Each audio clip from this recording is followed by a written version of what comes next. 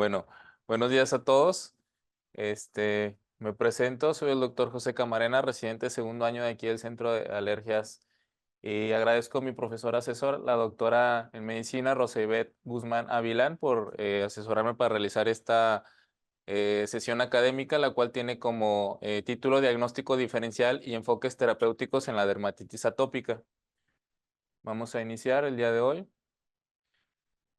Bueno, una breve introducción. Recordemos que la dermatitis atópica es una enfermedad inflamatoria crónica recurrente y es la dermatosis más común en el mundo. Inicio predominantemente en la infancia y pues bueno, tiene como características principales un prurito intenso, sequedad de la piel, lesiones eczematosas en brotes. También es importante dentro de esta enfermedad la disminución de la calidad de vida de los pacientes, ya que ellos van a tener una pérdida en la calidad del sueño, bajo desempeño escolar y laboral, pobre interacción social y afectación emocional en nuestros pacientes. Entonces, son características muy importantes en este tipo de pacientes. En cuanto a la epidemiología, la prevalencia mundial, el 12% de los niños se encuentran afectados y 7.2% de los adultos. Aproximadamente se desarrollan un 60% de los casos en el primer año de vida, esto es importante, y el 90% de los pacientes la desarrollan dentro de los primeros 5 años. Entonces, pues estamos hablando que es una patología de los primeros años de vida, prácticamente. También recordemos la marcha atópica. ¿Qué es la marcha atópica? Pues es cuando la dermatitis atópica precede otras enfermedades atópicas, progresando típicamente con después alergias alimentarias, asma y rinitis alérgica finalmente, que son lo que nosotros vemos en nuestra práctica clínica diaria. Empiezan con una dermatitis atópica y se piensa muchas veces que en esta fase de la dermatitis atópica es cuando sucede la sensibilización a todos los principales alérgenos, tanto ambientales como alimentarios.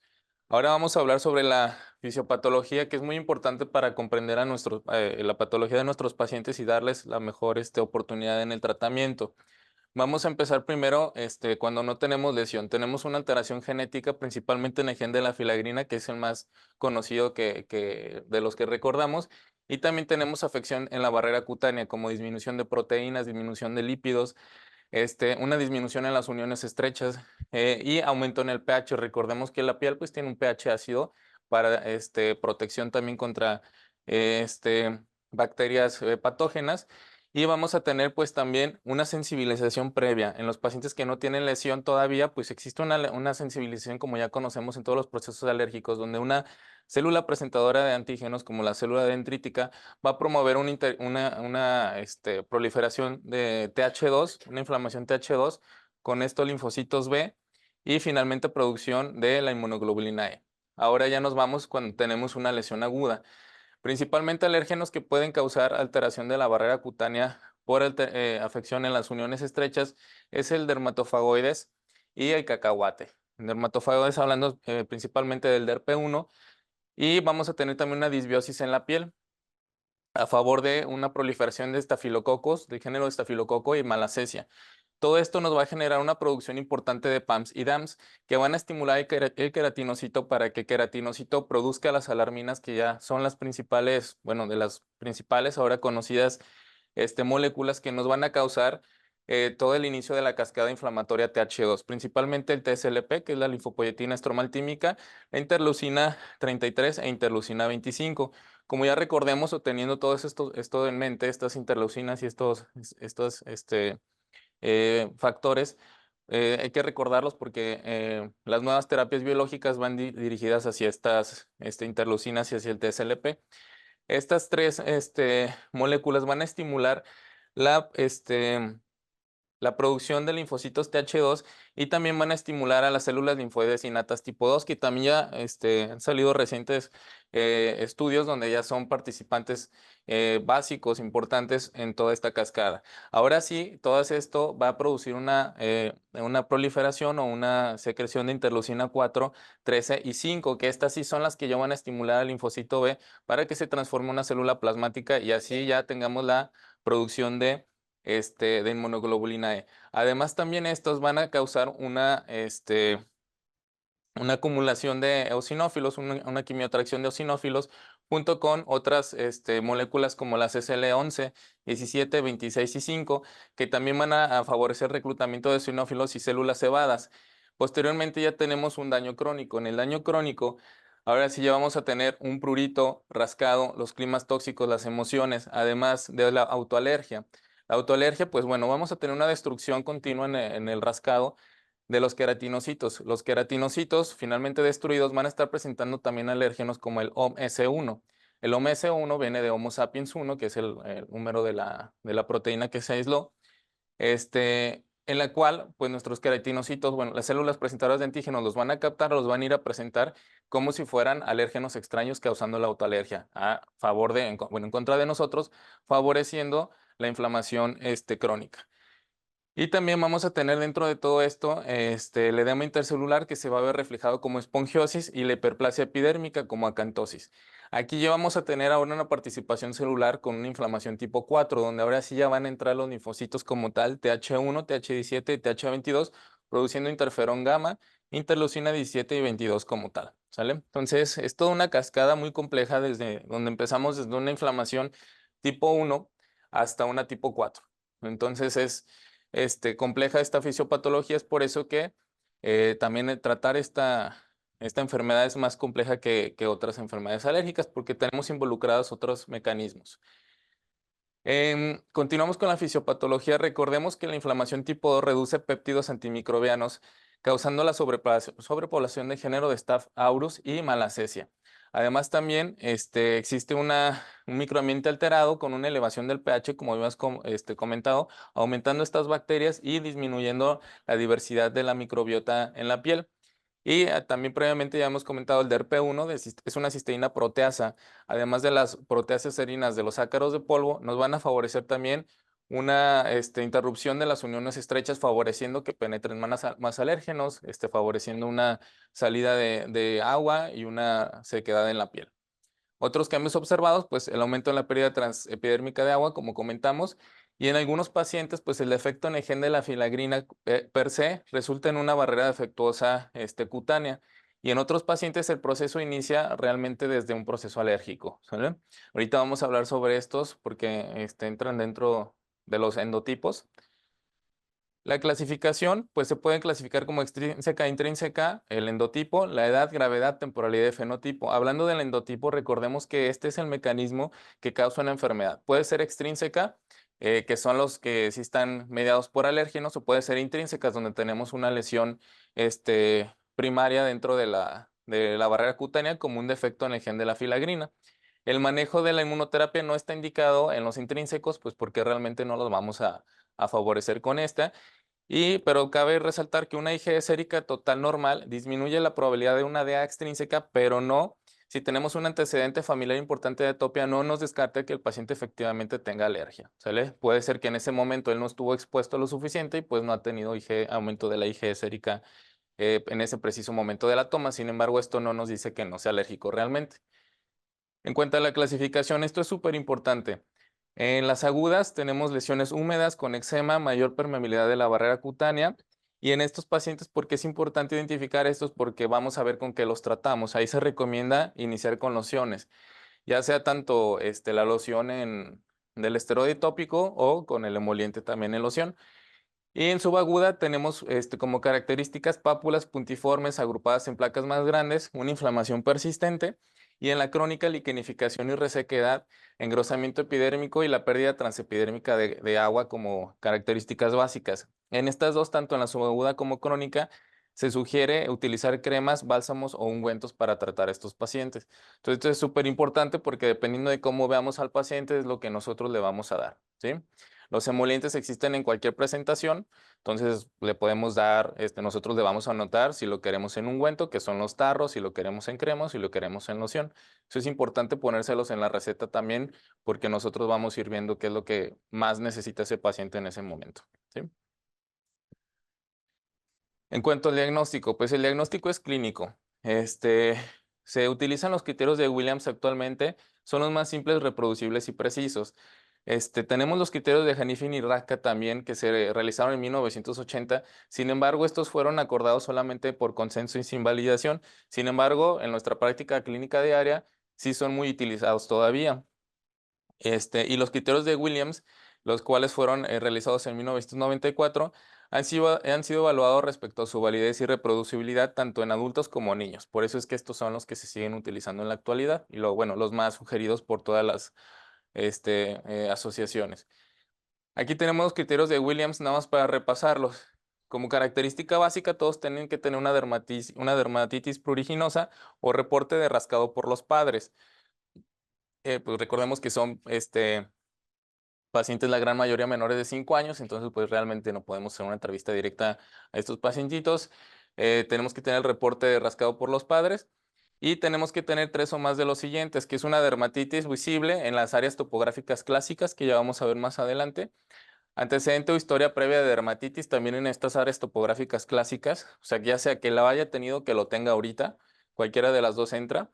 Historia de sequedad cutánea generalizada en los últimos 12 meses, historia personal de alguna atopia como rinitis alérgica, asma, o también historias de enfermedades alérgicas en familiares de primer grado si el niño es menos de 4 años. ¿Por qué? Pues porque probablemente no ha desarrollado toda la marcha como tal. Y niños de manifestación, inicio de manifestaciones clínicas antes de los 2 años. Y este no es válido si el paciente es menor de 4 años, por lo mismo que comentamos. Entonces, en cuanto a la adaptabilidad en la práctica clínica diaria, los criterios de Williams sí nos ayudan un poco más esto, adaptándolo a pacientes pediátricos como tal.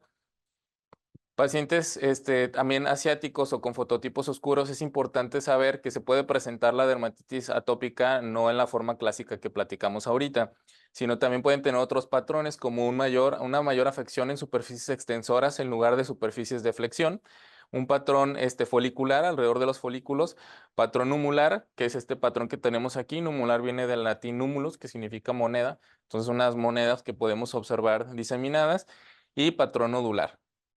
También en estos pacientes es un poco más difícil hacer el diagnóstico o no se presta confusión porque las áreas de eritema no es evidente y los cambios o también los cambios en pigmentación no son tan evidentes y hay mayor liquenificación sin que podamos observar fácilmente.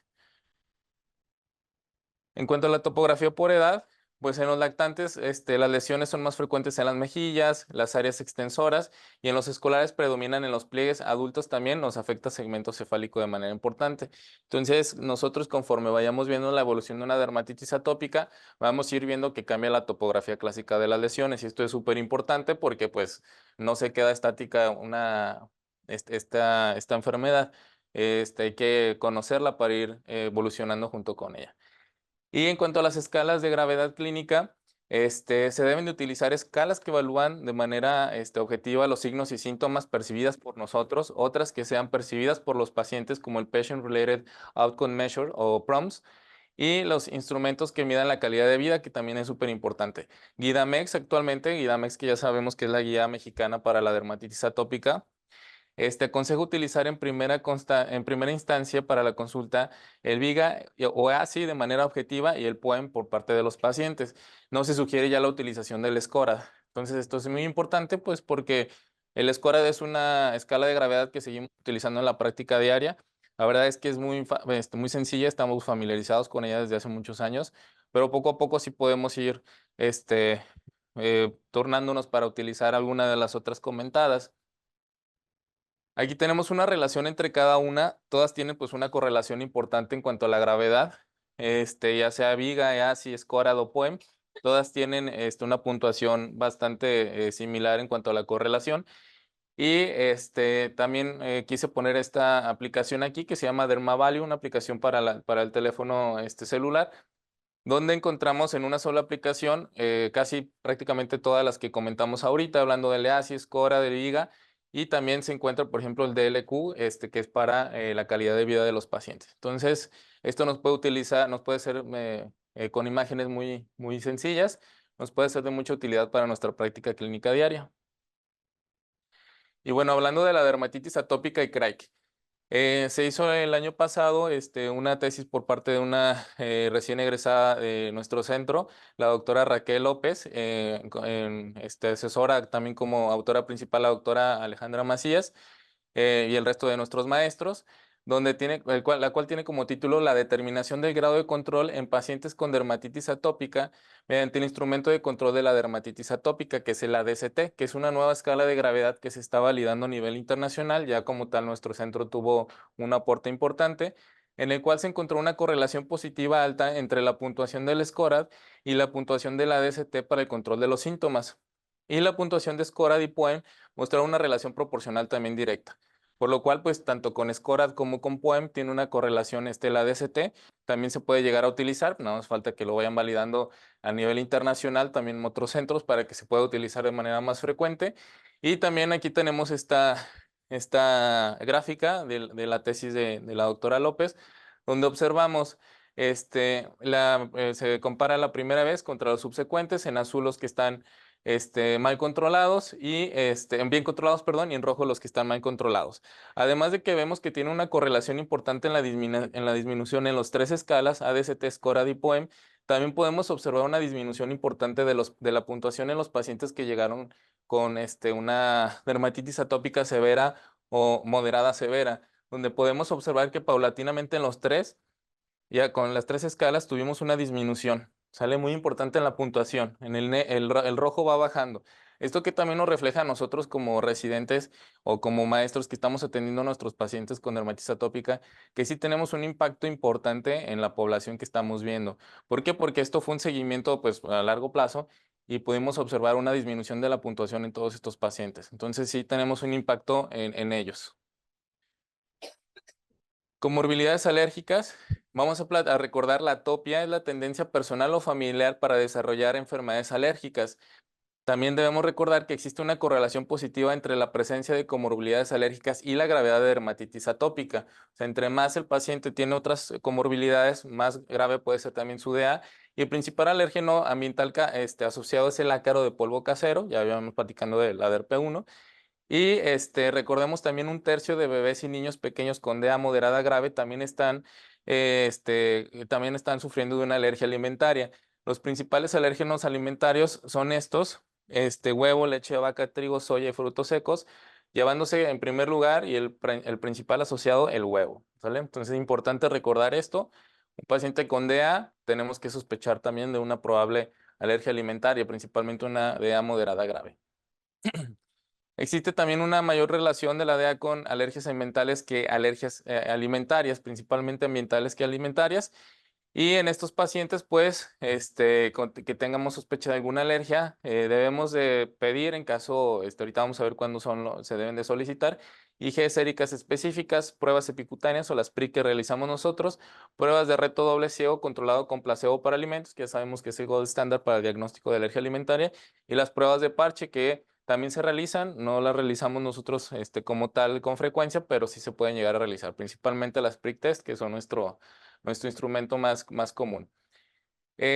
También existen comorbilidades no alérgicas. La dermatitis atópica moderada o grave y el tratamiento sistémico prolongado se asocian a una alta asociación de comorbilidades no alérgicas, como cuáles, como trastornos del sueño, depresión, ansiedad, queratocono, cataratas, obesidad, tiroiditis autoinmune, nefropatía autoinmune, alopecia areata, vitiligo o urticaria. Entonces, también todos nuestros pacientes, cuando nosotros los abordamos, tenemos que pensar en que pueden llegar a desarrollar o ya están desarrollando alguna de estas comorbilidades. También es importante hablar de la interrupción del sueño y comprender por qué es tan importante abocarnos a esta enfermedad cuando la vemos, porque los niños tienen interrupción del sueño el 60% de los que tienen eczema y 83% durante los brotes. Los brotes pueden durar incluso hasta una semana. Imagínense, un niño que no duerme una semana completa, pues una calidad de vida bastante importante y va a tener un impacto tanto para él como para su familia. Entonces, siempre la importancia que le debemos de dar a esta enfermedad. Trastornos psicológicos relacionados con la DEA grave, depresión, alteración de la autoestima, trastornos de ansiedad. Y al momento del diagnóstico de la dermatitis atópica, se debe enviar a los pacientes que requieran a una valoración psiquiátrica o psicológica. Esto es súper importante también tomar en cuenta en el espectro del paciente, porque esto puede también favorecer a que si no controlamos estas enfermedades psicológicas o psiquiátricas, podamos tener una DEA persistente de difícil control. Continuamos con las comorbilidades no alérgicas. Oftalmológica, revisión periódica, queratocono y cataratas. Queratocono, pues recordamos el rascado crónico, nos puede dañar la córnea. Y las cataratas, pues como secuela de la dermatitis atópica mal controlada y el uso crónico y persistente de corticosteroides sistémicos.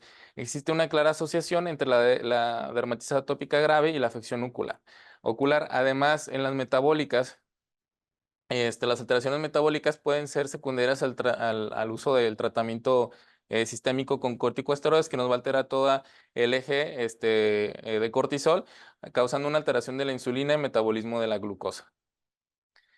La dermatitis atópica como manifestación de un error innato de la inmunidad, esto es súper importante también. ¿Cuándo sospechar de esto?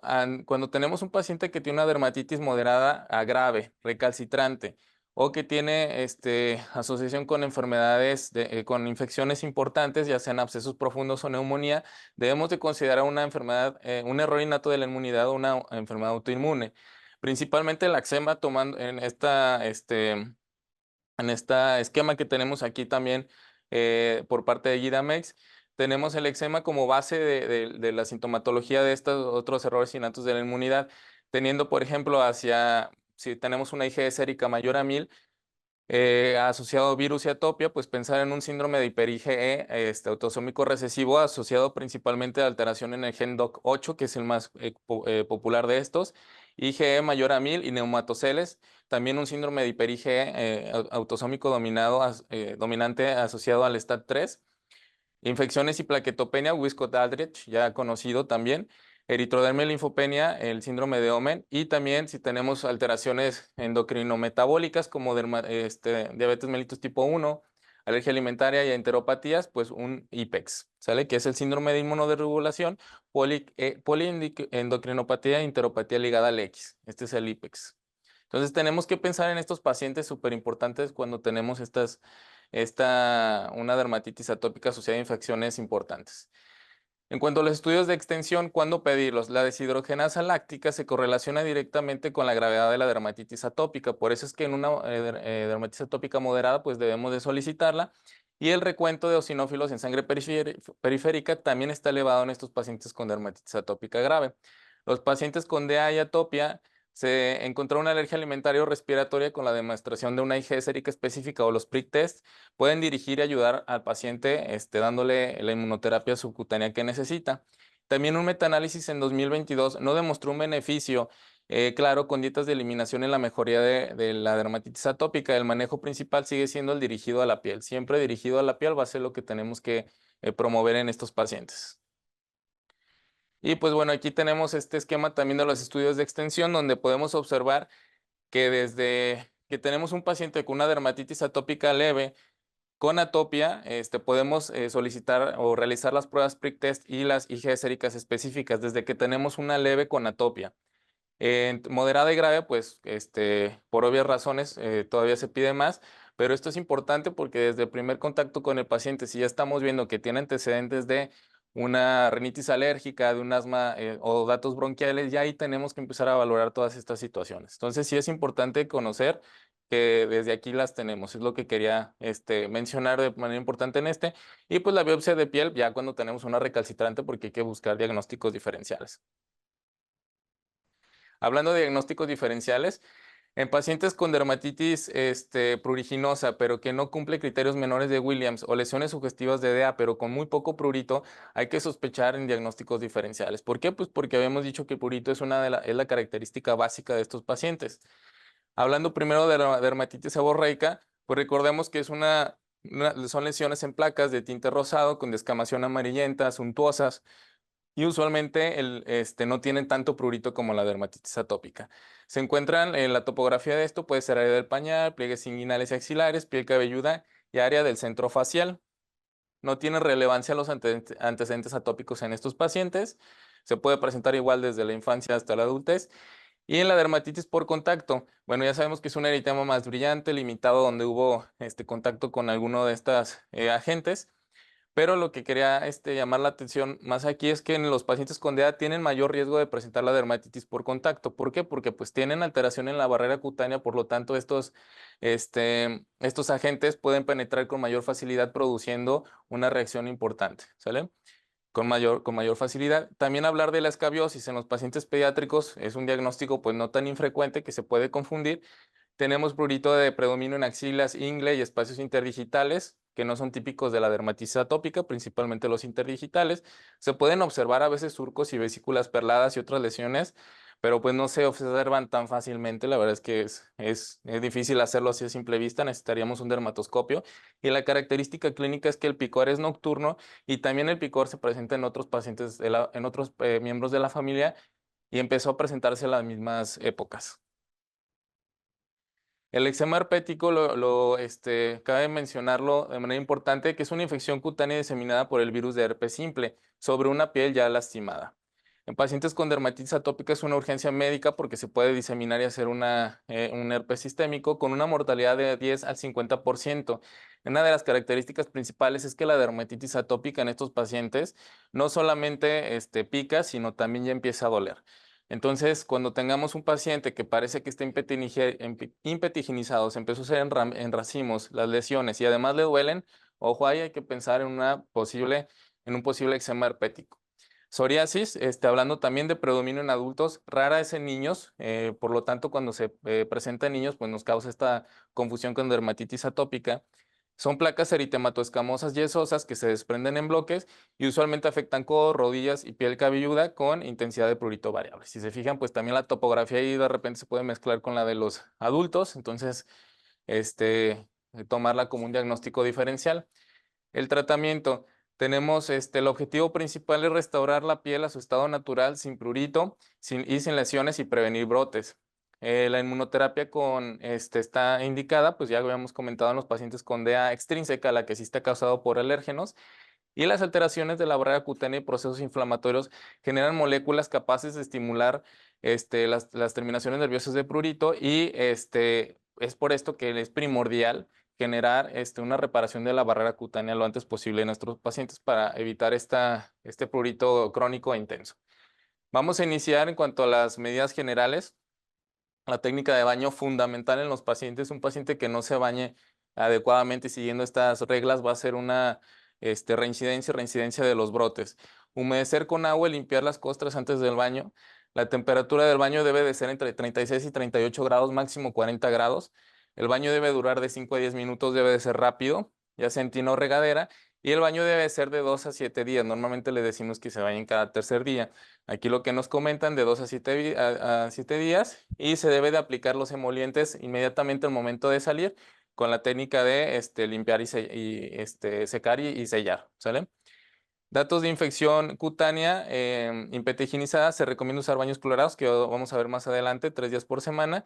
Y el baño, pues finalmente, elimina mecánicamente las costras, contaminantes bacterianos y disminuye la inflamación. O sea, sí es importante estarlo realizando. Y también en la técnica de baño, pues, ¿por qué no debe de pasar los 40 grados el agua cuando bañamos a los pacientes? Porque se induce una respuesta de prurito a partir de los 42 grados. Entonces, esta es la importancia de mantener esa temperatura, no usar jabón de burbujas y los dermolimpiadores que se deben de utilizar deben de ser sin DET. Vamos a platicar de ellos adelante. Y para lavar el cabello, pues existen también muchos productos sin fragancia que son los recomendables para estos pacientes. Evitar el uso de cualquier material que raspe la piel, toallitas y esponjas. Comentarles a los pacientes que en cuanto salgan de bañar, nada más secamos con unos leves golpeteos con la toalla y secar la piel palpándola como habíamos comentado. No hay evidencia del uso de los baños coloides, que también es algo que vemos frecuentemente, pacientes que vienen atendidos por médicos generales o pediatras previamente, se vienen con estos baños coloides, los dejan mucho tiempo, los dejan 30 minutos dentro del baño coloide y pues se ha demostrado hasta ahorita que no tienen realmente un beneficio. Previo al baño se debe limpiar la piel de costras y tejido resecado de manera superficial y suave, lubricando para aflojar el tejido muerto conforme vayamos haciendo nuestro paciente. Y también quería mencionar aquí lo de la natación, porque es una pregunta que tenemos frecuente en la práctica clínica diaria. Mi hijo se puede meter a la alberca, si se lo puede llevar a que nade, etcétera. Sí, sí se puede realizar. Antes de nadar, debemos de aplicar el humectante o el emoliente de manera general para que actúe como una barrera contra el agua clorada, ya que esta en una piel lesionada puede causar picor en el paciente y pues una sensación de malestar. Al salir se debe enjuagar en la ducha para eliminar el exceso de cloro y reaplicar el humectante, ¿sale? Entonces sí pueden utilizar sí pueden meterse a la alberca y todo, solamente teniendo sus precauciones que comenté en este momento. Aplicar las cremas hidratantes inmediatamente después del baño, como les comenté, tiene como objetivo mantener la hidratación lograda en el baño, evitar la pérdida transepidérmica de agua con la técnica mojar y sellar. Preferiblemente cremas y ungüentos antes que las lociones. Y ya habíamos comentado eso en la fase aguda, en la fase crónica y aumento de la dermatitis atópica. También es importante esto mencionarlo, que se ha encontrado en áreas donde tienen agua dura, con un rango de 76 a más de 350 miligramos por litro de carbonato de calcio. Entonces, carbonato de calcio, pues es esta salecita que vemos en muchas regaderas en otras regiones. Aquí en Monterrey no me ha tocado ver tanto como en otras zonas donde se dedican a la minería, por ejemplo. En cuanto a los factores desencadenantes inespecíficos, el cambio de la temperatura y humedad, porque eso también es importante saber que los pacientes de dermatitis atópica van a tener un predominio más en épocas calurosas, porque vamos a tener más exposición a estos irritantes. Estos irritantes pueden ser solventes, detergentes, suavizantes el sudor de los pacientes, la joyería como el níquel, textiles ásperos como lana, nylon y otras fibras sintéticas, por eso se les recomienda preferentemente utilizar 100% algodón. Maquillaje y perfume también pueden favorecer que estén continuamente estos brotes. El estrés emocional también es básico. ¿Cuántas veces no hemos visto adolescentes que llegan nuevamente con los brotes de dermatitis atópica después de muchos años de no haberlo presentado, y son épocas donde pues el estrés emocional juega un papel importante? Evitar factores desencadenantes específicos ya como tal, evitar las dietas de exclusión si no se ha confirmado la alergia alimentaria. ¿Por qué? Porque esto paradójicamente puede causar alergia alimentaria al interferir con la tolerancia inmunológica del paciente a ciertos alimentos. Entonces es importante esto. Y además, pues la desnutrición que podemos causar en el paciente, y más si son pacientes pues pequeños, menores de un año, pues necesitamos alimentos fundamentales.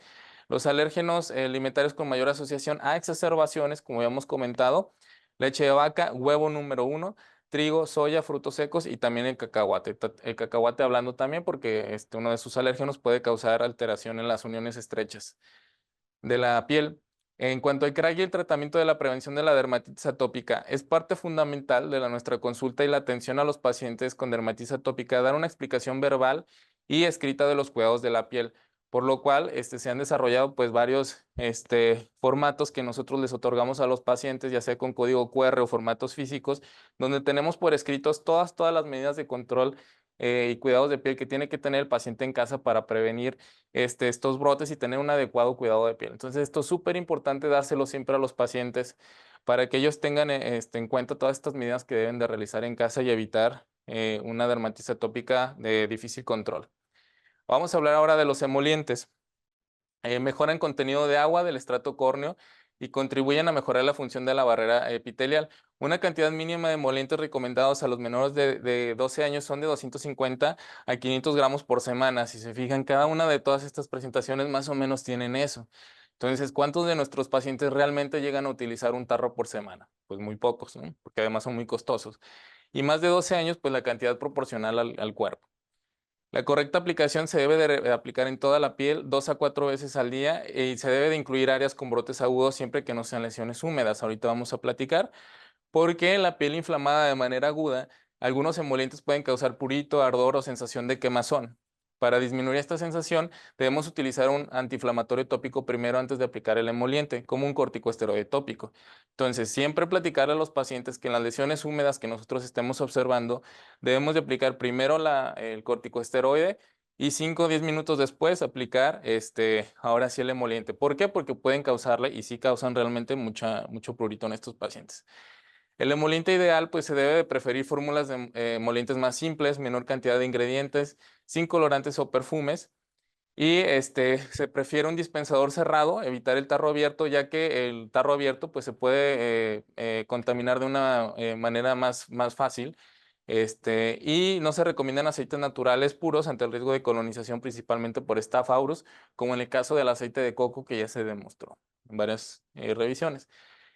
El baño contribuye a retirar todos los factores exacerbantes, como los medicamentos tópicos, fluidos corporales, hablando del sudor, del sebo, contacto con irritantes ambientales y la colonización por el Staph aureus. Todo esto nos ayuda el baño. ¿Por qué? Porque ahora vamos a platicar de los dermolimpiadores sin jabón. Usar surfactantes sin jabón, los jabones Sindet, que vienen del inglés synthetic detergent, que son dermolimpiadores sin jabón, En estos se mantiene un pH ácido de la piel o favorece mantener un pH ácido de la piel que debe ser entre 4.5 y 5.75. Vienen ya sean presentaciones de aceite de ducha, geles de ducha, soluciones micelares y como tal las emulsiones o sindets, ya sean líquidos o de barra. En caso de sudoración excesiva, se pueden bañar 2 veces por día, pero solamente una vez con dermolimpiador. Entonces, también en el mercado existen múltiples opciones, las cuales pues nosotros también tenemos que conocer y dominar para ver cuál es la que le conviene a nuestro paciente y ver el contexto también del paciente hablando de manera económica, ya que son más costosos unos que otros. En los pacientes con dermatitis, hablando ya antisépticos y antibióticos tópicos, en los pacientes con DEA moderada y grave con infecciones, impetigización frecuente, se recomienda el uso de baños clorados 2 veces por semana, 2 a 3 veces por semana, y también se pueden utilizar durante un brote. Se puede aplicar también en estos pacientes que tienen la impetiginización constante o persistente, mupiracina al 2% en ambas narinas 2 veces al día para disminuir la colonización por Staph aureus, principalmente que se encuentra en estos lugares. Más baños clorados disminuyen el reservorio de esta bacteria y disminuyen los brotes. En estos pacientes el microbioma cutáneo con baños clorados se llega a normalizar después de 3 meses de estarlos utilizando. Entonces, pues bueno, es una opción que tenemos que conocer en caso de que veamos un paciente con hipetiginización frecuente. Se debe de utilizar también en estos pacientes, se recomienda mupirocina y ácido fusídico, ya que tiene un efecto antiestafilocócico y tiene un bajo riesgo de dermatitis por contacto. El uso únicamente se indica únicamente en las lesiones con la infección, con la impetiginización. Mupirocina ácido fusídico al 2%, 2 veces al día durante 2 semanas, antiinflamatorio tópico y el manejo de la barrera cutánea. Todo esto se da en estos pacientes que tenemos con estas lesiones. Hablando de los antimicóticos, en caso de que tengamos sospecha de una infección por cándida o malacesia, se pueden utilizar azoles o nistatina en el caso de cándida 2 veces al día por 7 días. Esto es importante, que se debe retrasar el uso de antiinflamatorios tópicos hasta concluir el tratamiento con el antimicótico. ¿Por qué? Pues porque puede favorecer que la infección se disemine o se haga más importante. Otros tratamientos, también es muy importante esto platicarles a los pacientes que pueden realizarlo, presionar la piel con objetos romos o aplicar objetos frescos para disminuir la sensación de prurito, estimulando otras terminaciones nerviosas. Entonces también es muy importante. Para esto tenemos también, por ejemplo, aerosoles de agua termal, cremas con aditivos que refrescan la piel como análogos del mentol y cremas con N-palmitoil etanolamida. Tenemos estas presentaciones que ya vienen también en un envase de aluminio para que nosotros podamos meter al refrigerador y cuando se las apliquemos al paciente pues le refresquen de una manera más importante, ya que el prurito, como les comentaba, es muy intenso en ellos. Baños clorados. ¿Cómo se realizan los baños clorados de los que estuvimos platicando? Con agua corriente, una cantidad suficiente para que el paciente sumerja todo el cuerpo a excepción de la cabeza, una solución de hipoclorito de sodio al 7%, que son las marcas comerciales que podemos encontrar, ya vienen a esta concentración, y se debe diluir 1 mililitro de esta solución por cada 2 litros de agua. En los pacientes se debe de sumergir todo el cuerpo, excepto la cabeza, por 5 a 10 minutos, 2 veces por semana, en 2 días separados, y cuidar que el agua clorada no entre en los ojos, nariz o boca, pues porque pueden afectar al paciente, y finalmente enjuagar al paciente y ponerlo ya en su camita secándolo. Para una tina fija de 240 litros se agregan 125 mililitros ya como tal, es una fórmula más sencilla en caso de que el paciente pues ya sea adulto. Y una tina móvil para un niño de 0 a 6 años, que son 30 litros aproximadamente, con 15 mililitros que se apliquen es suficiente. Vamos a hablar allá como tal del tratamiento. El manejo reactivo, empezando con los corticosteroides tópicos, se utiliza durante los brotes y se indican corticosteroides tópicos de baja mediana potencia en las lesiones agudas en todos los grupos de edad. Esta se utiliza de 1 o 2 veces al día por 3 semanas y una cantidad mínima necesaria con las unidades punta dedo, que aquí tenemos una ilustración, ya sea una unidad completa o la media unidad, y dependiendo de en dónde se van a aplicar, se aplica la potencia de de los esteroides tópicos, ya que pues dependiendo del lugar de la piel vamos a tener una mayor o menor absorción. En cuanto al manejo proactivo, tiene como objetivo evitar brotes y se aplican los corticosteroides de mediana potencia, 1 vez al día, 2 días por semana, y se puede llegar a utilizar de 3 a 6 meses. Entonces también es un tratamiento que se puede utilizar a largo plazo en estos pacientes. Y el corticosteroide tópico de mediana potencia se puede utilizar una vez al día, 2 días por semana. Y los inhibidores de la calcineurina como tacrolimus, en este caso manejo proactivo solamente está indicado el tacrolimus por su potencia de 2 veces al día, 2 veces al día versus uno de mediana potencia de corticosteroides, ¿sale? Entonces es importante tener estas diferencias por si le queremos dejar a un paciente proactivo con tacrolimus, pues sabemos que tiene que ser 2 veces al día, no una vez al día. Aquí tenemos este esquema es muy práctico para nuestra práctica clínica diaria. Existe poca evidencia del beneficio de los corticosteroides potentes sobre los moderados y de los muy potentes sobre los potentes.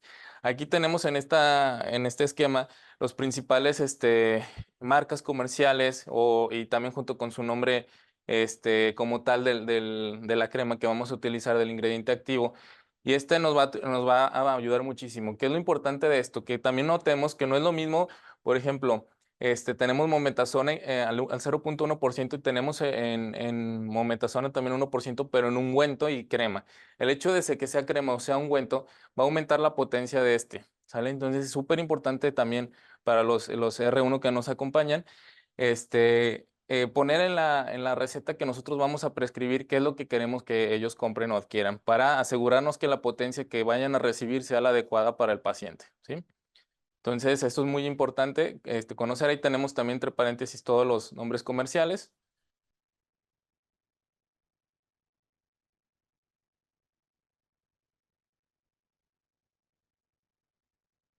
Una falla técnica. Sí.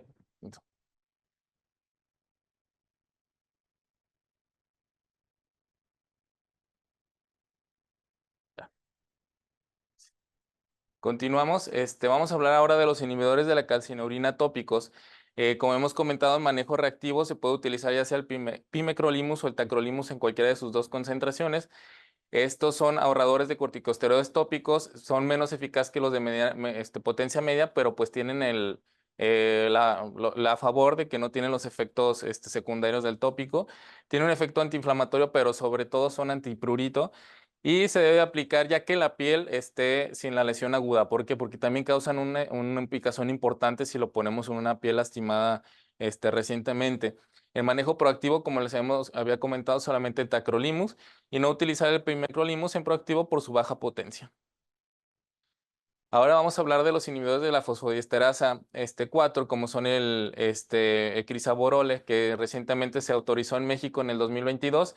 Tienen eficacia discretamente alta al pimecrolimus y se está indicado en dermatitis atópica leve moderada a partir de los 2 años en nuestro país y a partir de los 3 meses por parte de la FDA. También se puede utilizar como un manejo alternativo la fototerapia con rayos UV de banda estrecha, indicada en pacientes con más de 12 años que no han tenido una respuesta adecuada. Entonces, esto sí se llega a hacer, pero pues son más tratamientos al alcance de los dermatólogos. Y las vendas húmedas, también importantes conocerlas y cómo se realizan. Se están indicadas en los pacientes que tienen una afección de más del 10% de la superficie corporal. Se debe, ya que en estos pacientes aplicar cremas sobre la piel inflamada causa ardor y molestias. La aplicación de emolientes antiinflamatorios de manera oclusiva, el objetivo es disminuir el ardor e incrementa también la potencia de los medicamentos aplicados. ¿Cómo se hace? Aplicamos el antiinflamatorio tópico en las áreas lesionadas, aplicamos el emoliente después y posteriormente cubrimos toda la piel con las vendas de 5 centímetros. Ya también existen otras alternativas que tal son como unos guantes que ya existen también de la misma tela de las que están realizadas las vendas. Se cubre todo nuevamente con vendas secas, se coloca la ropa de dormir y pues bueno, se va a dormir toda la noche. Al día siguiente se quitan y se aplican los emolientes cada 4 horas. Después de esto, ahí se sugería que en el día siguiente, que ya no tenías vendas, estarlas poniendo continuamente. La verdad se me hacía muy un poco difícil mandar al niño a la escuela con las vendas. Pero bueno, si no, se puede aplicar nuevamente el mismo proceso durante la noche y así se puede repetir durante 7 días seguidos. Y importantísimo no utilizar si tenemos impétigo u otras infecciones, ya que se puede diseminar más esta infección, ¿sale? Los antihistamínicos, no sedantes principalmente, pues ya conocemos estos.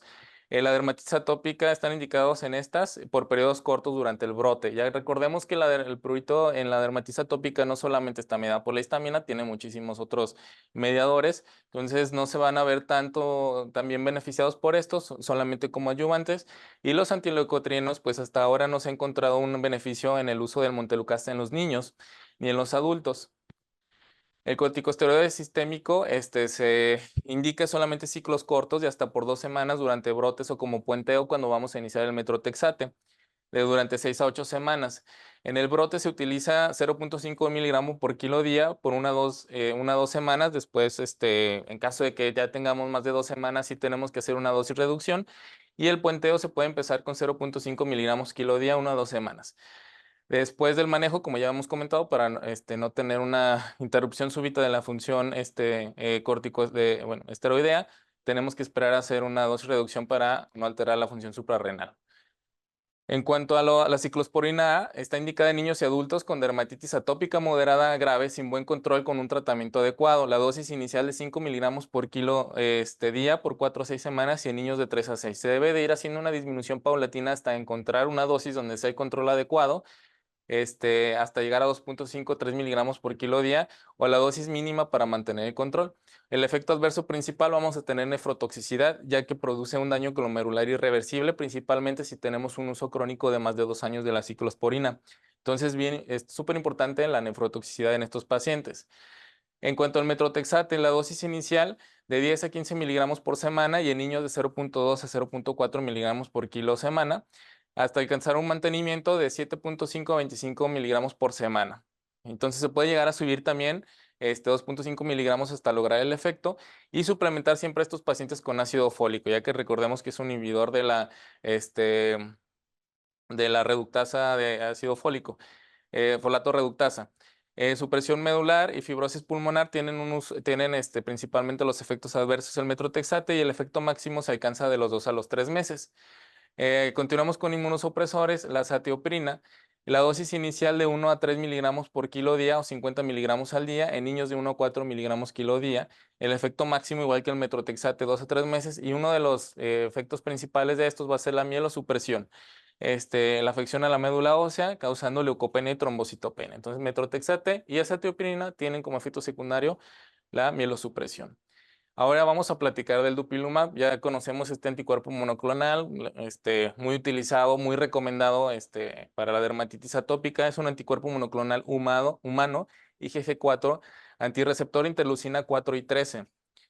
Cruciales en la inflamación, como vimos al inicio en la fisiopatología, cruciales en la inflamación subyacente de la dermatitis atópica. Se recomienda como terapia sistémica de primera opción en dermatitis atópica moderada o grave, por arriba de la ciclosporina. O sea, esto es lo que debemos de utilizar entre pacientes que tenemos estos casos importantes. En México está indicado a partir de los 6 años, autorizado, y la FDA a partir de los 6 meses. Los efectos secundarios principales, pues la conjuntivitis que se menciona, de un 8 al 22% de los pacientes la llegan a presentar, y la primera dosis es de 600 miligramos subcutánea, que sería pues la presentación clásica del Dupixent, seguida de 300 miligramos subcutáneos cada 2 semanas. Ahora vamos a hablar de los inhibidores de la JAK-cinasa, conocidos ya baricitinib, upadacitinib y abrocitinib, que son los que hasta ahorita están autorizados en Estados Unidos.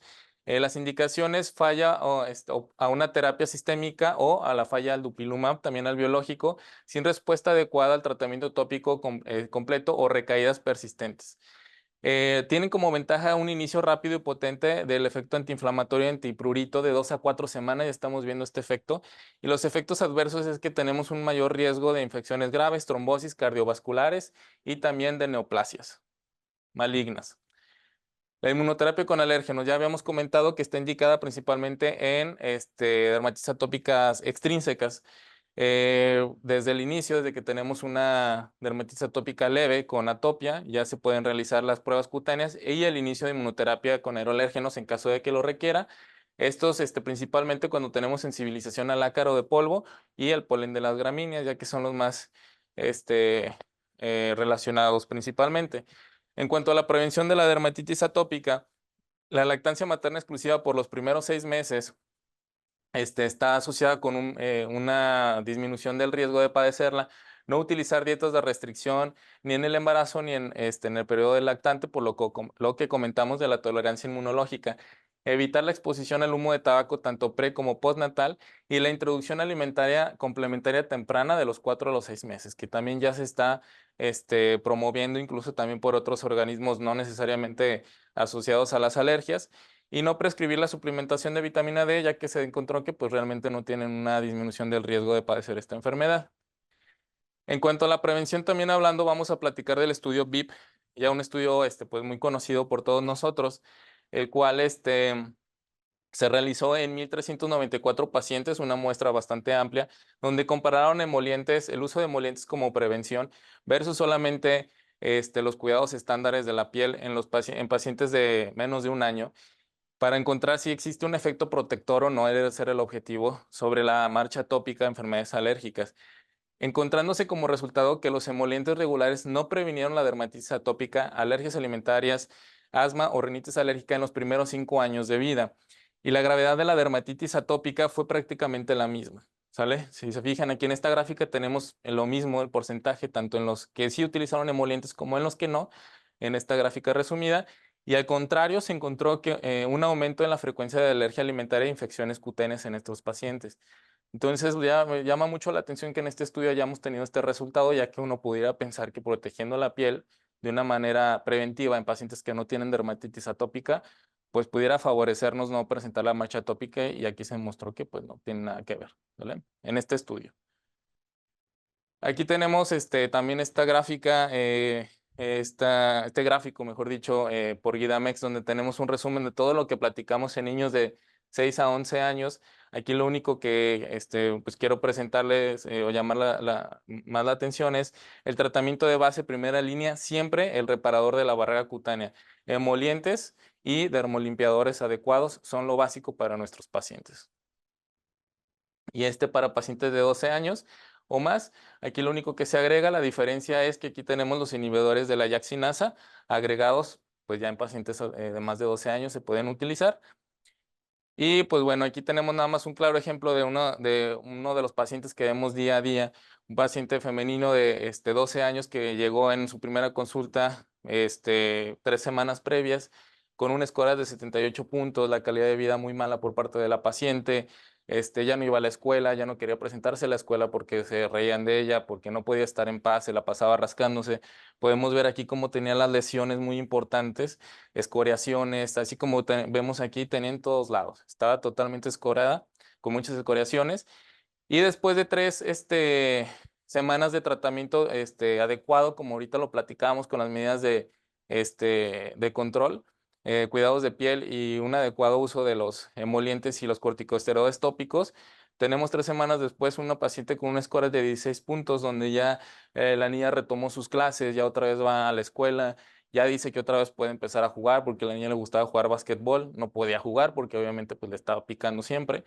Entonces ya regresó a sus clases, regresó a sus deportes, la mamá pues ya bastante agradecida. Y esto es algo de lo que nosotros podemos hacer todos los días aquí en nuestra consulta, y el impacto que podemos tener en nuestros pacientes. Esto nada más es una presentación para que nos motive a nosotros como médicos seguir realizando esto y que lo podamos ver de manera más objetiva. Y así como esta paciente, hay muchas, muchas de las que vemos aquí en el centro de alergias.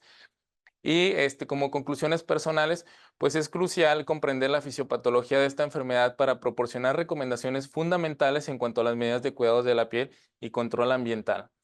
El diagnóstico de esta patología es clínico, sin embargo, debemos conocer además los diagnósticos diferenciales, ya que en la práctica clínica tenemos una amplia variedad de lesiones dermatológicas que pueden generar confusión al momento del diagnóstico. Entonces, sí tenemos que conocer estas. Y es fundamental para el médico alergólogo conocer a detalle los múltiples tratamientos existentes para la dermatitis atópica, ya que no es poco común enfrentarnos a dermatitis atópicas de alto grado de severidad como subespecialistas. Pues nos van a llegar a nosotros no la dermatitis más leve, nos pueden llegar pacientes como la que comentamos previamente. Debemos estar preparados para ofrecerles la mejor atención en calidad para ellos. Y pues bueno, con esto finalizo la sesión del día de hoy. Si tienen alguna duda o pregunta, el auditorio presente o virtual quedó a sus órdenes. Muchas gracias por su atención.